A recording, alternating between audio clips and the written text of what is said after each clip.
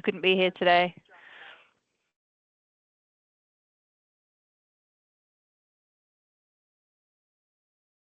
Welcome, everybody. Thank you so much for joining us today. Thanks for all your introductions in the chat.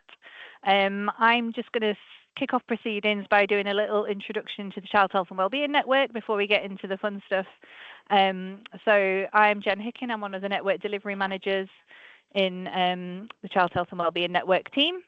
And it's just to set a little bit of context about the work that we do and how we've supported this creative health approach through our programme. So just to set a bit of context around the North East and North Cumbria, which is the footprint that we cover, huge challenges that I'm sure a lot of you will be aware of in terms of deprivation, and also some key health challenges, which there is a large programme of work set up to address. And we want to acknowledge the importance of creative health as part of this approach as well. It's really vital to consider children's well-being as a whole and not just about the healthcare that they receive. Thanks, Carol. So we have a shared vision of giving all children and young people in the North East and North Cumbria the opportunity to flourish, reach their potential, and be advantaged by organisations working together, which is our collaborative working philosophy. And part of what we're doing here today in this huddle is sharing good practice and connecting people together. We're very much around building relationships and working together across the system. So just by way of understanding what we mean when we say children and young people, we're about 20% of the population up to the age of 17, up to 30% up to the age of 25. So it's a not insignificant number of people who we're talking about when we talk about children and young people. Just a little bit of an overview of some of the reach that we have across the system and some of the work that we do. Perhaps of most interest to you is our partnership working, our cross-system membership, and the ability that we have to bring those different parts of the system together. And we also have our newsletter, our Child Health Tuesday email bulletin. It's a great way to link up with different parts of the system and encourage that collaborative working. We have a really strong youth voice function within the network. We have our Know Our Impact group of young advisors who created our youth board manifesto. And if you're able to watch that YouTube video via that link there, you can hear them explaining the artwork that they produced and a lot of the work that's gone into creating that manifesto. Carol. Communicating and engaging with the network is a big function of ours, and I produce that Child Health Tuesday email bulletin, as I mentioned. You can find us on LinkedIn now, which would be great to connect with as many of you as possible on there to try and create some more connections. And we have our system engagement group as well, which is a great opportunity if you're interested to link up with people from across the system. It's a brilliant way to share knowledge and learning. When you get these slides, you'll be able to follow those links, which will take you to our membership form.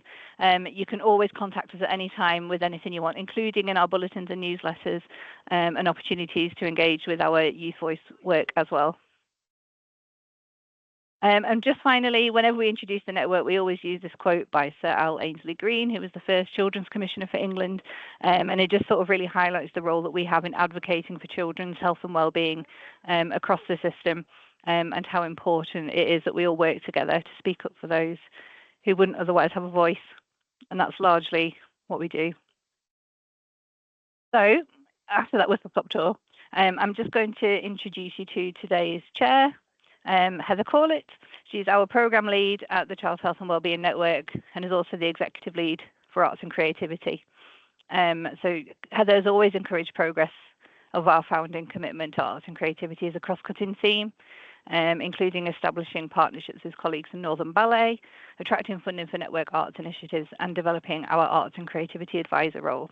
So I'll hand over to Heather to take you through the fun part of the session. Lovely. Thank you, Jen, for that. I'm delighted to have the privilege of chairing the event today. I feel I get all the fun, but none of the responsibilities because I wasn't part of the panel. But I'm delighted the panel have joined us today, along with our amazing applicants for this year's award.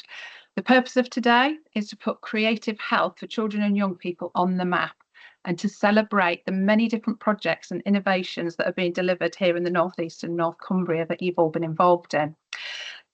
It's a great time of change and financial uncertainty, so I think it's even more important that we raise creative health. Numerous studies have already highlighted its impact, including the Department of Digital Culture, Media and Sports, who in 2020 found that for every pound that was spent in arts-based social prescribing, we've got a social return of between £1.09 and £2.90. And imagine how big of an opportunity we've got if those investments are made in children and their resilience, and we can make that saving through every year of their life. So today we will also be trailing our imminent creative health review, which Martin's going to share with us. Martin's in his 3rd year at the Child Health and Wellbeing Network as our Arts and Creativity Advisor, and he's worked in arts and culture in the North East for over 25 years and is the Director of Tin Arts in Durham. Thanks, Martin.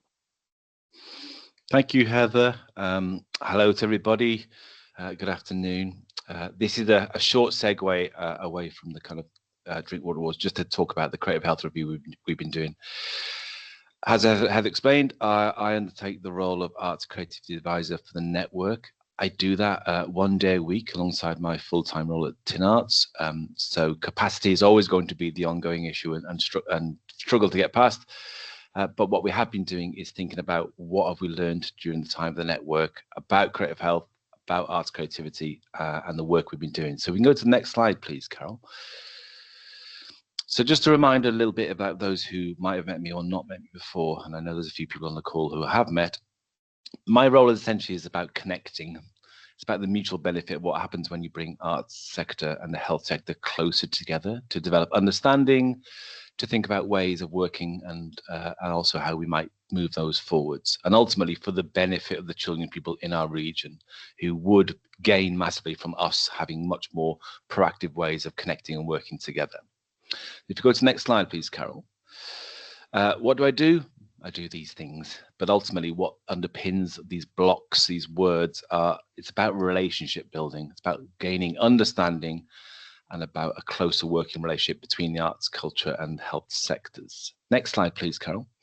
So to understand, I guess, the network and the work the network's been doing, we are undertaking an evaluation. We've appointed some independent evaluators to actually look back as far as 2019, because that's where the work of the network really focused in on arts and creativity for the benefit of children and people. So there's kind of 6 years of content and development and conversation to kind of reflect upon. And that includes programs of activity. There's been programs such as LEAP and STAR and TriLife, as well as the work that I've undertaken more recently in recent years. And the evaluators working independently away from the network have undertaken interviews and surveys, and hopefully some of you have had a chance to contribute and influence those. The findings will be captured in a full report, which we are at draft stage of, and we're moving towards a kind of finalizing public stage.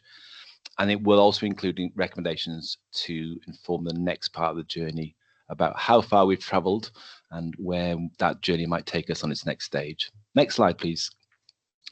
So this is a coup, because nobody has seen these kind of little findings before, but we feel we could share them with this group. So the things that are coming through. So the network has done a lot of work, put a lot of energy and commitment time to this. So that has developed a position and profile. So the network is developing that place around looking at arts, creativity and creative health. And it has demonstrated the potential to deliver difference, change and resulting impact. So we've made a start, and 6 years is both a long time and feels like no time at all. Things move at pace in our society and culture. So there is potential there. There has been progression, and there is obviously always more we could do. And the network should continue and consider prioritizing arts and creativity / creative health within the work of the network and how we move forwards. There are some specific parts which are coming out, which are in more detail in the report around potential development. We've dropped 5 in here for you. One is around the capacity, scope and the remit of my work itself. As I said before, I do this 1 day a week in my alongside my full-time job, which means that, and again, there are people on the call. I've started conversations. I've had some time with people, but there's never enough time to have had to go as deep and as broad as we'd like to go. So actually, can we look at the capacity of the role and how we can extend that? That maybe the role should focus primarily on strategic relationship building, because there are so many facets and parts of the job we could do and I want to get involved with, but strategic relationship would be a great place to kind of have some wins. That we should look at scaled up consortium approaches working together, but maybe that should have a sub-regional focus, because what Tees Valley needs is different to North Cumbria, is different to Northumberland, is different to South Shields, etc., etc. So looking at sub-regional areas and focusing on those. And the last two really talk to the awards that we're talking about today, that there's been a lot of requests and requirements and asks about, can you help us with tools that can support evidencing the impact of our work? Having been doing this role for 3 years, I know and I've seen it and experienced a lot of amazing, highly impactful work across the Northeast, but we don't necessarily have the evidence base that sits behind it to make that case at policy, regional, and national level. So how can we actually develop more tools to help people capture that impact? And these awards themselves have been a great part of that. They're a start of that journey. So drive forward and embed these awards, and let's get these awards growing and building and thriving as we move forwards. Next slide, please, Carol. So a little focus in on the Creative Health Awards themselves and about what's in the evaluation report. You can't find a like-for-like comparator anywhere else nationally. So the Northeast and North Cumbria have kind of taken a space which is really interesting, and it's worth continuing that and finding out where that can go. But the awards offer us two great things. One is as it is today, is a brilliant way to showcase and celebrate the great practice that's happening in our region. But also it offers us a chance to see where this is happening, who's involved in that, the organizations and the schools, and as well as, I guess, pulling out the strengths. It also shows us where maybe areas of development need to be more focused on. Where is it not happening, and how can we support more people to do that? And ultimately, we should continue to explore the award methods by which schools and cultural partners are aware of the awards. Again, the quality of the applications that come through are fantastic. It'd be great to see the quantity, the number of applications rise. I know that activity is out there. How do we support more people to make that case and talk about their story? What we have done in 24, 25, and some of you might have met them, are Creative Health Champions. So we've had individuals working alongside us to try and promote, advocate, and talk more about the awards. And there's been some impact from that. And we'll continue to explore methods by which we can raise the profile. And as an open network that's always listening, we are interested in other people's ideas about how we can cascade and share this on a wider basis across the Northeast and North Cumbria. So as a brief segue into evaluation piece we're doing, the report will be ready in the next couple of months. Watch out for it, but I'm sure we'll reach out to everyone through the newsletter and websites and our other ways of communications. And I now need to find my exact words to be able to hand on, so I'm on script. So hopefully that's been useful and handy. I'd now like to introduce Claire Smith, and Claire leads programs that connect communities with cultural heritage in a role as learning and engagement manager at Northeast Museums, formerly Tyne and Weir Archives and Museums. Welcome, Claire.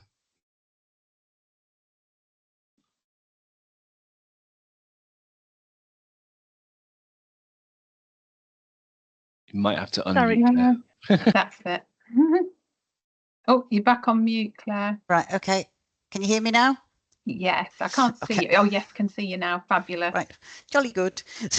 So the process for this year's Chris Drinkwater Creative Health in Primary Schools Awards began back in September when we opened the applications.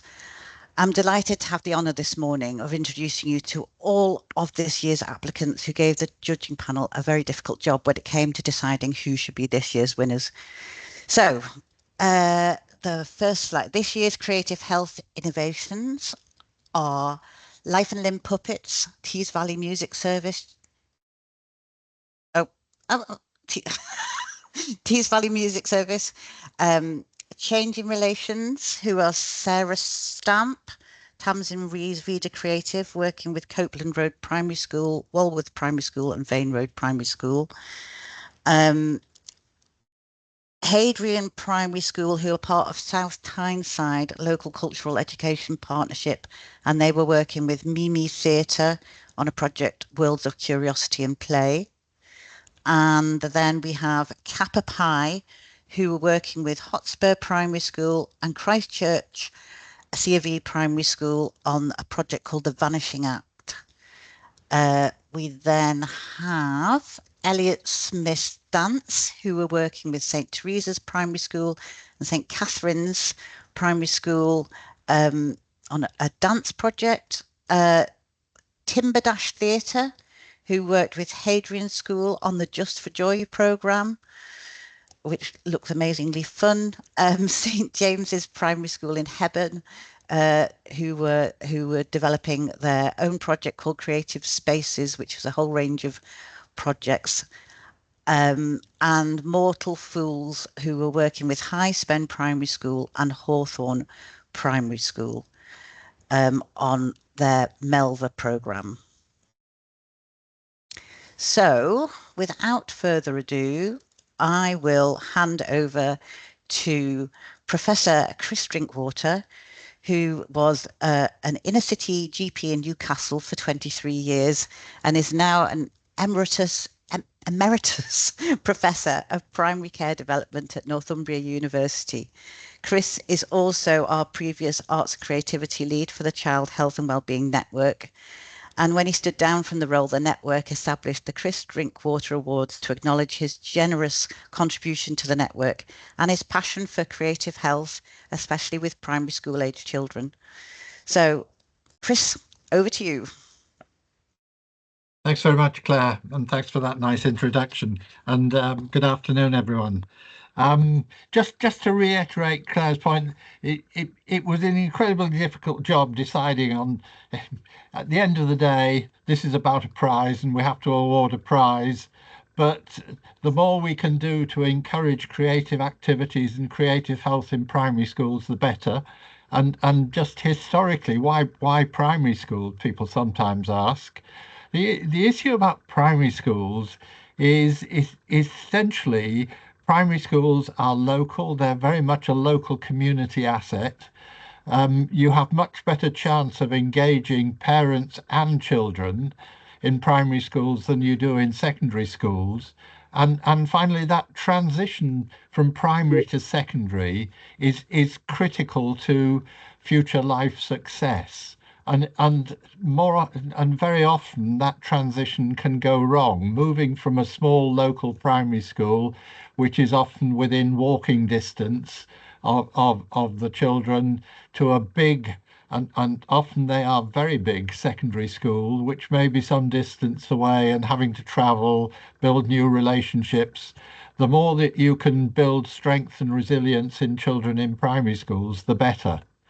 So at the end of the day, we had to pick a winner, and the winner today is Curious Beasts, which is a joint project between Life and Limb Puppetry and Northeast Wellbeing. It's essentially it's a very unique early mental health intervention. That it immerses vulnerable children. So it's dealing with a particular group of children, vulnerable children, in the magic of puppetry and storytelling, with the aim of building resilience, peer relationships, building confidence and reducing anxiety. And I think the real strength of this programme in terms of the panel and why we made the award at the end of the day was the excellent approach to evaluation and the fact that the project moves effectively from the classroom into the home by the provision of easily accessible resources.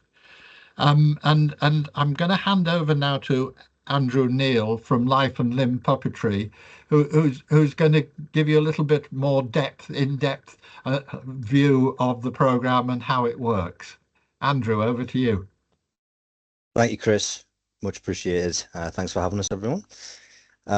So my name is Andrew Neal. I'm here with Sophie Wilkinson from Northeast Wellbeing, who's our charity partner with Curious Beasts. And if we can move on to the next slide, please. So I'm going to basically tell you a little bit about the history of Curious Beasts and where we started. So we started in 2018, and we identified that there was a need in primary schools for children aged between 7 and 10 for this social, emotional, mental health intervention. And we decided that because sitting in a room and asking them questions was not really, we thought was not the best way to do it. We thought, hey, we do puppets. Let's try them with puppets, because puppets are a really good way to engage children in terms of, hey, you can speak to this strange creature or this being that's, it doesn't have a human face. And we found that that worked really well in engaging the children and allowing them to self-report and self-analyze on any social emotional issues that they had. It turns out kids have a few, especially in primary schools in deprived areas. So the idea was that the children are greeted by two facilitators who take them into this world of finding these animals, finding these creatures, and understanding what the problems the animals had, and then trying to identify with those problems. And we did that with the strengths and difficulties questionnaire. Now, the teachers gave the strengths and difficulties questionnaire to the children. They filled that out on behalf of the children, and then we basically gave the questions to the children in the workshop. Now, we don't do that anymore. We've kind of amalgamated things, so the children do still answer the questions, but they're slightly different, a bit of a deviation from the SDQ questions. Now what we do is we get the children to try and find a way to get these animals home, back to their people, because they're more like spirit animals these days. So it's still getting them to identify with these creatures who might have difficulties with anger, they might have difficulties with sadness, or they might not even have difficulties with a negative emotion. It might be one of the creatures is just too helpful and is too focused on helping other people and doesn't give time to itself. So it's trying to get these children to identify these things themselves. Could we have the next slide, please? So as it says here in the slide, and what we discovered was that there weren't adequate provisions of these tools for children in primary education. So we wanted to provide something that they could engage with rather than just sitting and filling out a questionnaire. And we are now we've rolled out in schools across the region through Newcastle, through Teesside, Sunderland and Durham, and we're always hoping to expand into more schools in those areas. We've engaged with schools, or 12 schools in the Newcastle area, 5 in the Teesside area, and 1 or 2 in Sunderland and Durham as well. So we're very keen to expand in those areas too. You have the next slide, please. Thank you. So yeah, what we found with puppetry, as I explained before, is that it's a very good way to disassociate from, I'm not talking to an adult, I'm talking to this, or I'm telling my troubles to this big lizard beast thing, or a bird that's terrified of everything, and I'm terrified of everything. So, oh, maybe I'm like this bird. And it's just, we found that it was a really interesting and innovative way to get the children to engage. And Sophie will tell you more about the aftermath of the project. So the project runs between 6 and 7 weeks, and the initial engagement is through this workshop, Curious Beasts workshop. And after that, they go into what we call a nurture program, which Sophie will tell you more about later. The next slide is a video, which I hope will give you a little more information about the project. So roll them, please.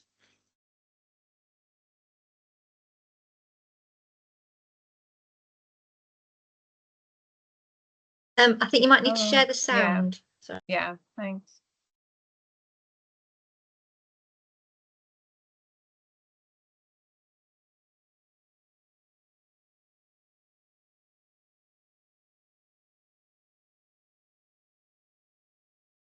There we go. There's always a hiccup. It's either that or speaking on mute, isn't it? So fabulous. Intervention program for children. So Curious Beast is a really creative and interactive early mental health intervention program for children, which is really tailored to each child's need. The initial workshop is a puppet workshop where children meet some spirit beast wranglers, and these spirit beast wranglers are looking for these spirit beasts that embody some characters, thoughts and feelings. So the children have to answer a series of questions about their own mental health really honestly, and then these different spirit beasts appear throughout the workshop. And the children absolutely love it because it's really engaging and it enables them to really reflect on their own behaviours and their own thoughts. So why did we choose to use puppetry for this intervention? I think about puppetry as an excellent engagement tool. It lives in this strange sort of magical space because you know that your mind is being fooled, that something is truly alive. So even though you can see the puppeteer, you're enjoying the magic trick of your brain telling you this thing in front of you is alive and has agency of its own. Young people all have bags with coins which are numbered, and then we know which person has which number, and they're asked a series of questions based on a description of a spirit beast that someone has lost. And they have coins each which mean different things. Green meaning, I identify this with a lot. Yellow meaning, a little bit. And red meaning, I don't identify with this statement particularly. And then there's a series of statements that are correlated to each creature, and they're all put in a nice fun box that, pinboard things all the way down. And at the end of a small round of questions, we turn the machine on, and the spirit beast puppet appears, and the young people have a fun and engaging interaction with that.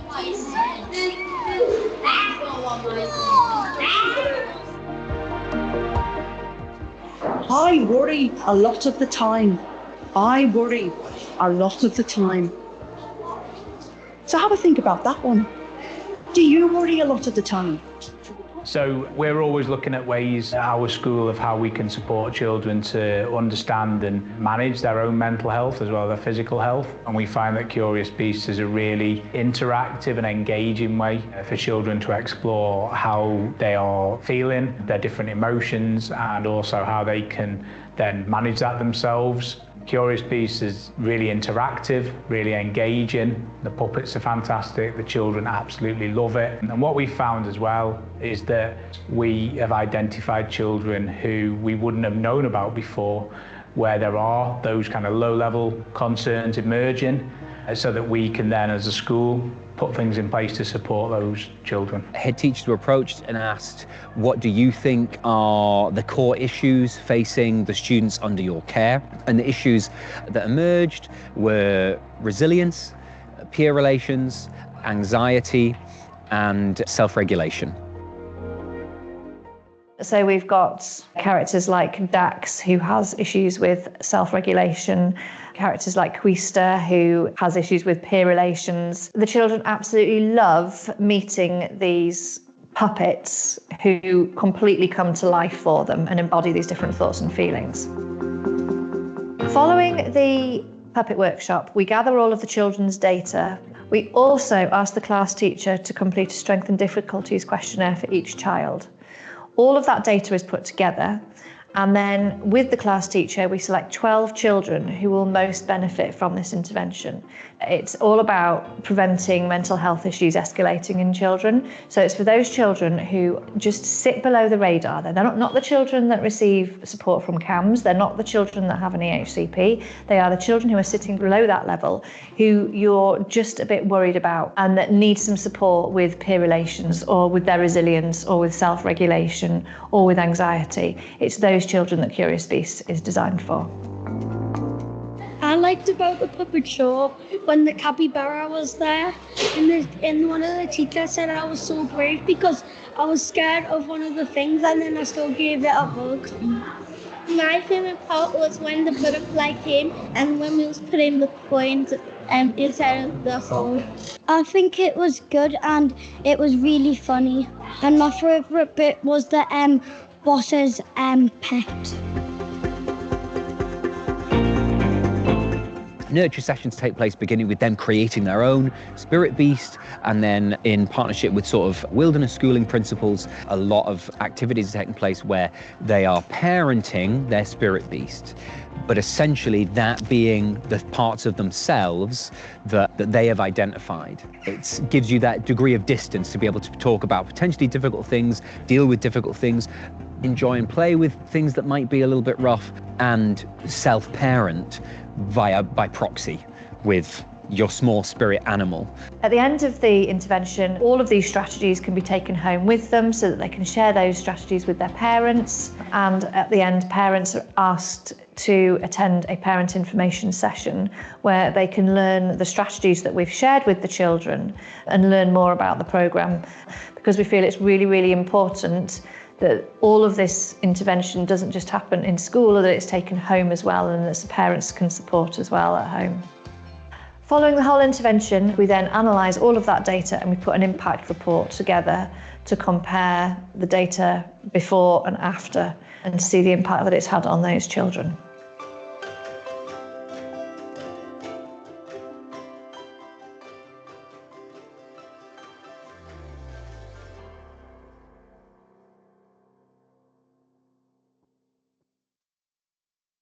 Thank you very much. I'm going to hand over to Sophie now, who's going to explain more about the nurture sessions that take place after the initial Curious Beasts workshop. Thank you, Sophie.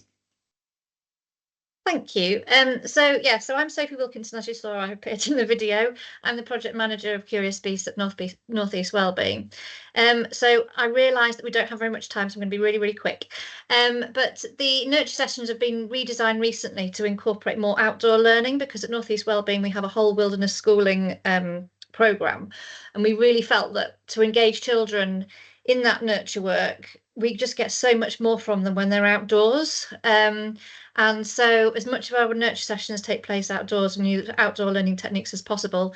And at the heart of all of those nurture sessions are the puppets that they make themselves. So they have their own spirit beast, which they do some role modelling, role play with, about different situations and things, and they can talk to it. And just at the moment, I've just spoken to one of our practitioners this morning, and she just said that one of the children said,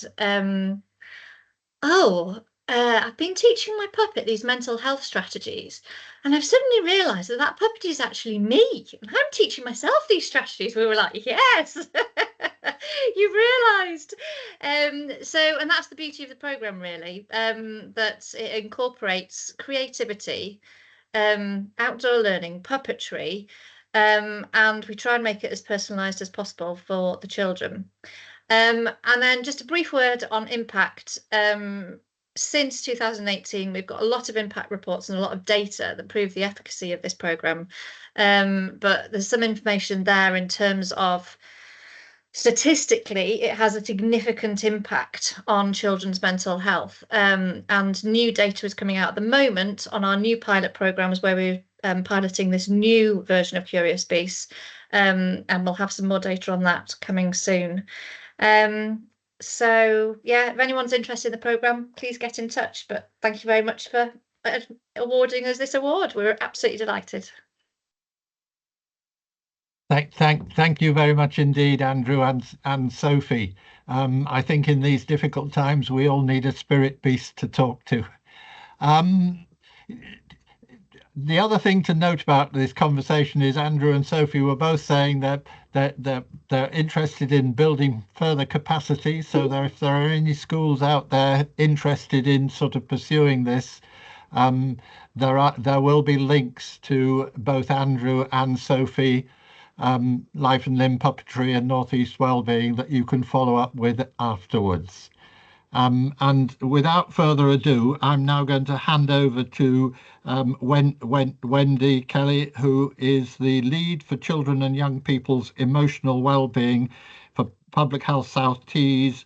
And as well as having a system-wide remit, she has responsibility for frontline services delivering early help within educational settings to improve the resilience of children and young people. Wendy has collaborated on many projects and initiatives with the Child Health and Wellbeing Network, and is chair of the network Systems Engagement Group.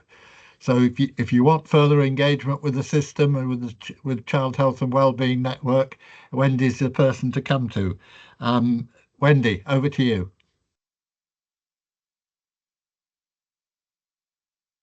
Over to you, I hope. She is on a new laptop system. Sorry. No, well, There's a lag. I've got a lag. Oh, there you go. It's not a very new laptop. I'm so sorry. Thank you for the introduction, Chris, and hi everybody.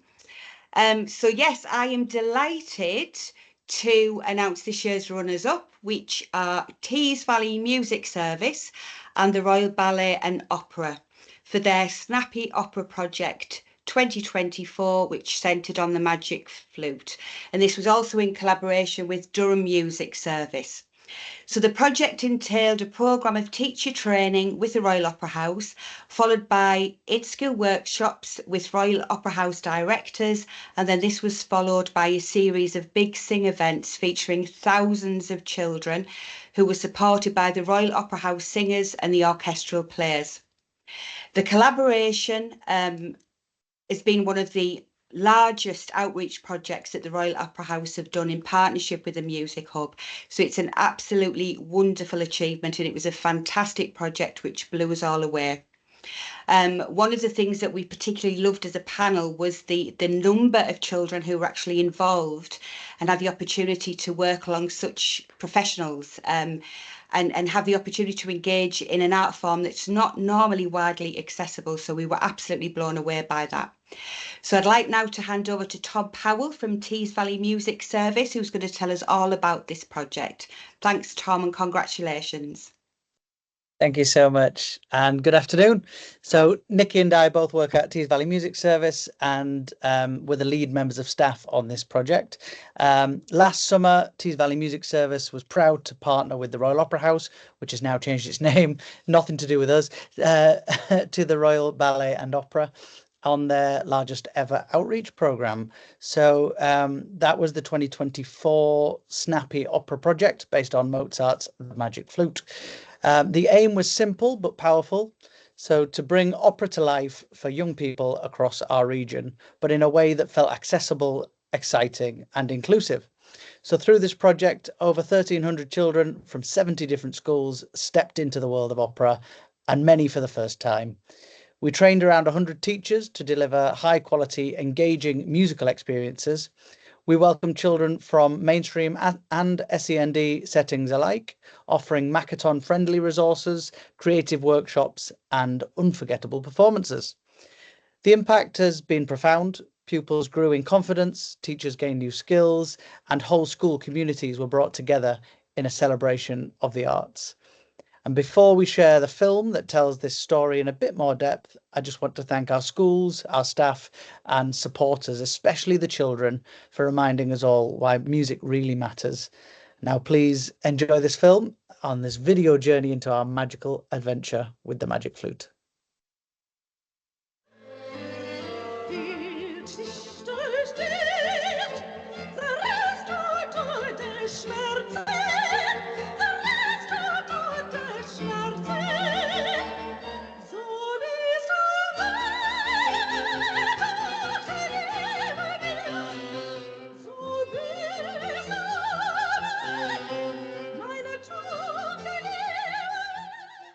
Thousands of children across Teesside will master scenes from Mozart's Magic Flute, using their imaginations to sing, act and dance their way on a quest to find a lost princess. We really hope to work with loads of teachers so that we can support children in primary schools understand what opera is, explore it for themselves, and then at the end of the year they'll all come together to sing with some of our opera singers as well. It's all about breaking down the barriers, and it's making sure that they have access to these fabulous stories and these fabulous scores of music so that they can enjoy them as much as we are.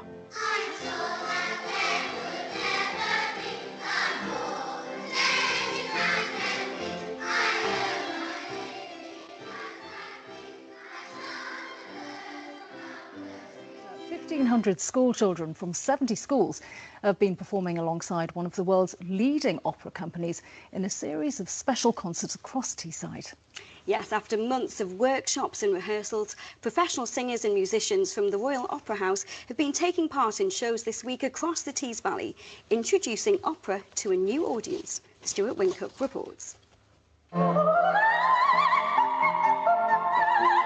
Some of the world's leading opera singers performing together alongside hundreds of school children. These concerts are about breaking down barriers, showing the young children that opera is for everyone. I think the big hope is that to inspire children, to make them realise that opera is not a scary thing. Anybody can sing opera, and to have all the children involved and doing the drama as well and everything that goes along with it. I think it's really, really key that they see this as achievable for them in the future. There's been 5 concerts throughout the week, each one involving different schools. Around 1,500 children have been involved in all the performances. The final show was the culmination of weeks of rehearsals. So what's it been like for the children? Very fun and exciting, really interesting of getting to sing really high and really low. And especially getting to see a few people from the Royal Opera House. I've enjoyed all the actions. Singing is, it's just really fun.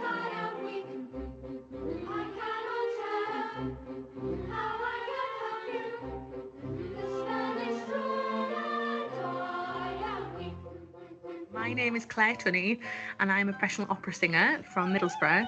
I'm currently here singing at the Théâtre Champs-Élysées in Paris. I'm just in a bit of a break at the moment. I've just gone on stage and sang. Now I've got about half an hour free until I've got to go back on again. So I just thought I'd send you a little message to say hello and talk to you a little bit about how I became an opera singer.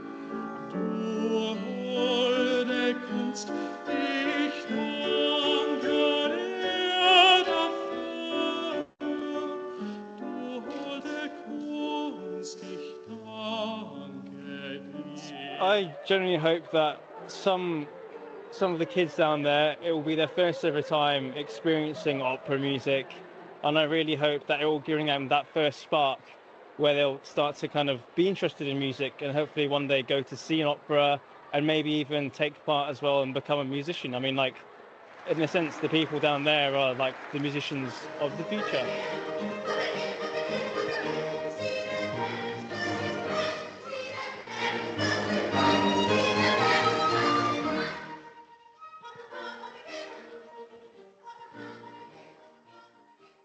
TVMS, it's got such great history and it's got a sense of belonging. It's part of the community.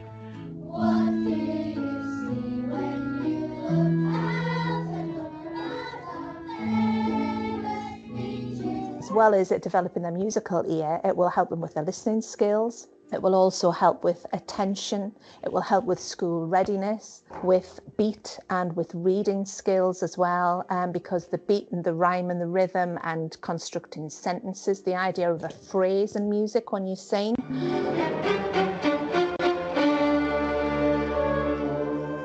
I think the impact that it has is that no matter their background, they can all come and share in their enjoyment of music and share that with one another and gain confidence and friendship and sort of a social aspect of it as well as a musical aspect. It's so good for the inner being. So these young people can go away, the world's in turmoil around them, but then they can go and put themselves in a place, pick up an instrument, play that instrument, and lose themselves for an hour or so. You just do so many concerts in different places, like places that I never thought that I would sing, like Disneyland, the Albert Hall. Started with an incident, and because of that incident, I lost my teachings with drums and flute. And then out of the blue, TVMS came and said, would you like to do flute and drums with us? So I started with lessons, and then a few weeks later with flute, we also introduced the baritone sax with flute. And then that led to joining the jazz collective on a Wednesday, doing jazzy pieces, and you do your part and everyone else does their part, and at the end of the day it's all nice. It brings, in a way, peace, where you just sit down or stand up or whatever play a nice piece of music, and it, especially with like the flute, if you know the flute and you get that softness out of it, it's lovely. And also with flute, TVMS have an orchestra, and I joined that. Love it. Went to Spain earlier this year, so 30 hours on a bus. 3 nights, 3 wonderful places, a cathedral, a theatre, and then a castle, and it was just lovely. What came with it is, before you like performed and before you practiced, you could go around and explore and take photos, buy stuff. You could do all that, and then on the night play, get used to it, and it was just the atmosphere, the hotel, it was all lovely. I would go again, certainly. This is a big service, and it's got a lot of equipment. We've got over 5,000 instruments and a massive music library, and it's a resource that's in the northeast, and it's in Stockton-on-Tees, and it needs to be accessed.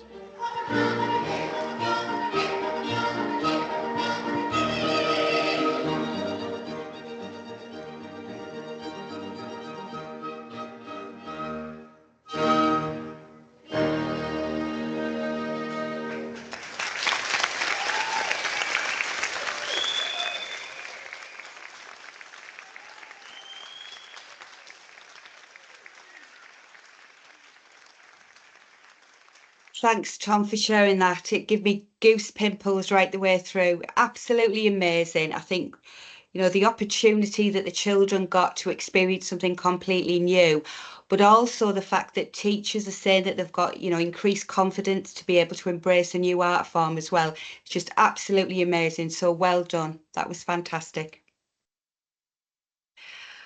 Okay, so I would now like to introduce my fellow panellist, Kate Swaddle.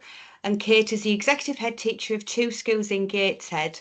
Prior to this, she was the deputy head teacher in Sencourt School in North Tyneside with a high percentage of SEND, educational healthcare plans and pupil premium pupils. Having trained in an NHS profession before moving into teaching, she's aware of the benefits that multidisciplinary team working brings across all sectors. Kate, over to you. Thank you so much for your kind words. So I get the pleasure of introducing the 2 highly commended innovations. So our 2 highly commended innovations were Hadrian Primary Masks project with Mimi Theatre, so a huge congratulations to you, and St James's Primary School Creative Spaces project. Absolutely fantastic. I'll just say a couple of words about them, if that's okay. So for Hadrian Primary School's Maths project, the panel commented on very good qualitative evaluation, well-developed sustainability plans for project replication and reproduction going forward, including access to continued professional development, peer mentors and resource development. There was a great focus on social emotional aspects of learning, which we know is so key at this point in time, post-pandemic as well. And there was good analysis of evaluating change and improvement of people's academic outcomes. So, you know, comments in the application made around how teachers' observations of people's self-confidence had improved and grown really throughout the project. So we particularly liked how the organisation cited various markers of improvement and feedback, including one child who said, "I loved putting on the mask because I felt like a huge different person. I didn't feel scared to talk in front of everyone." So I think, you know, that really demonstrates how fantastic the impact has been. So well done to you. So St James's Primary School obviously got the next highly commended award. And we commented on the commitment to respond to issues that may impact on mental health. And this project really did try to do that. The project included using an art therapist to create a sculpture inspired by the beach and nature. And the panel appreciated that the school managed to complete this project with very little funding to support. And as a result, even despite that tiny funding, there have been notable improvements in people's peer relationships, self-esteem. And the application commented that, you know, people's overall drive and mood had really been enhanced as a result of this collaboration. So well done, St James's Primary School, Heaven. You know, fantastic that you both received highly commended awards. We're absolutely delighted. Thank you so much for your applications. And I'll hand over to Heather now. Fabulous. Thanks ever so much, Kate. Now, as you can say, I've put in the chat, because the questions that have been asked in the chat, thank you very much. You're a very well-trained bunch of people that has responded to them. So thank you for that. So I'm going to save some time so we can still commit to finish on time and pass to the next item. But I will highlight the question I was going to ask of the people that we have on the call today is, I would have been keen to know what plans you have going forward about how best to incorporate your evaluation and impact into your business as usual. So it's not something special that you do, it's kind of tagged into your everyday business. So with that in mind, I will hand back over to Claire and Wendy, and they're going to talk about next year's awards process. Thank you. I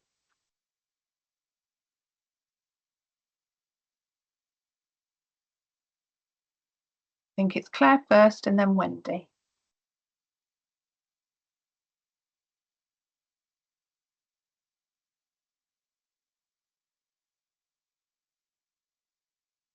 Claire, we can't hear you.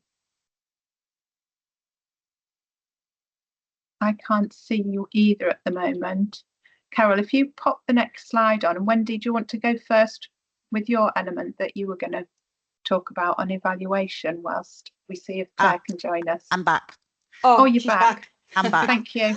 No worries. Sorry, I couldn't unmute.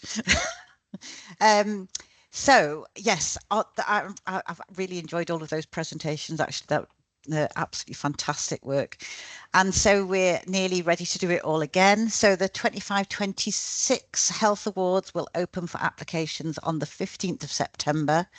And to nominate your creative health project, we just ask you to complete an online form to share with us all the key details and what the impact of your work has been.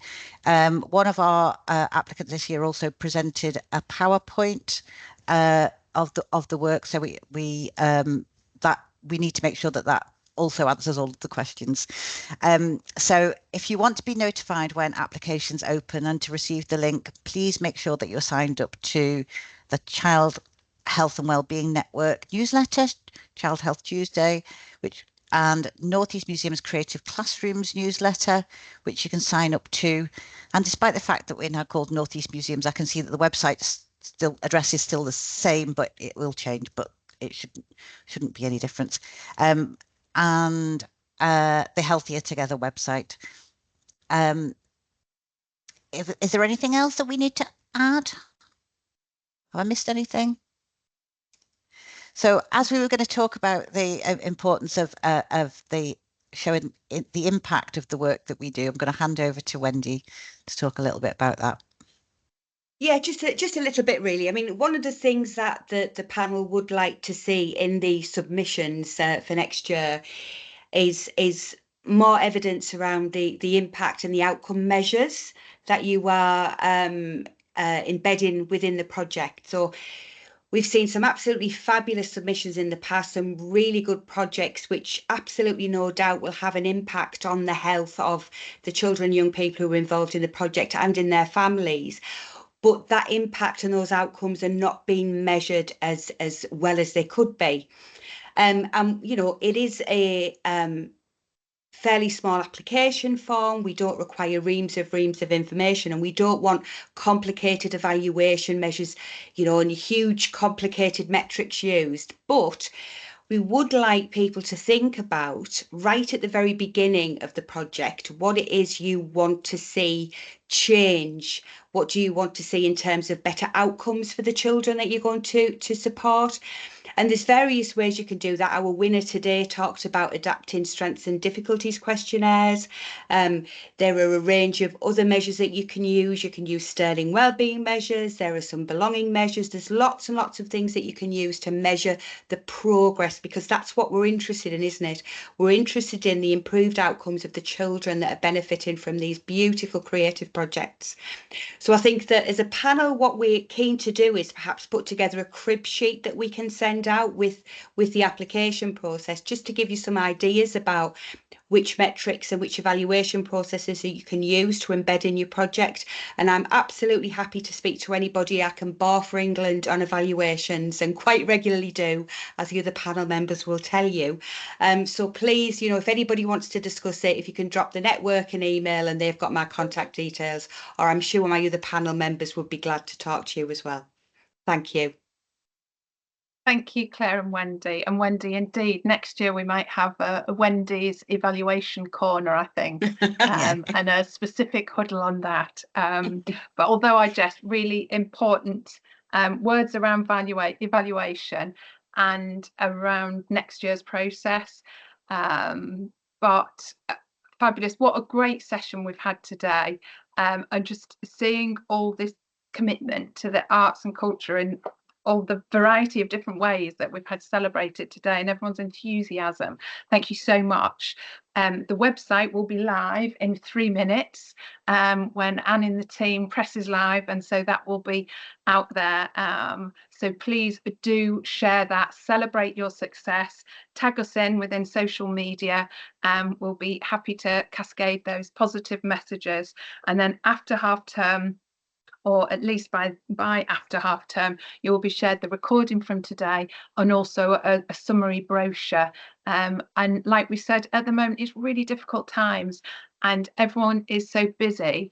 And something like Creative Health, we spend a lot of time trying to promote it. And it's so important to say, look, it's not just a nice to have, it's really fundamentally important to our young people.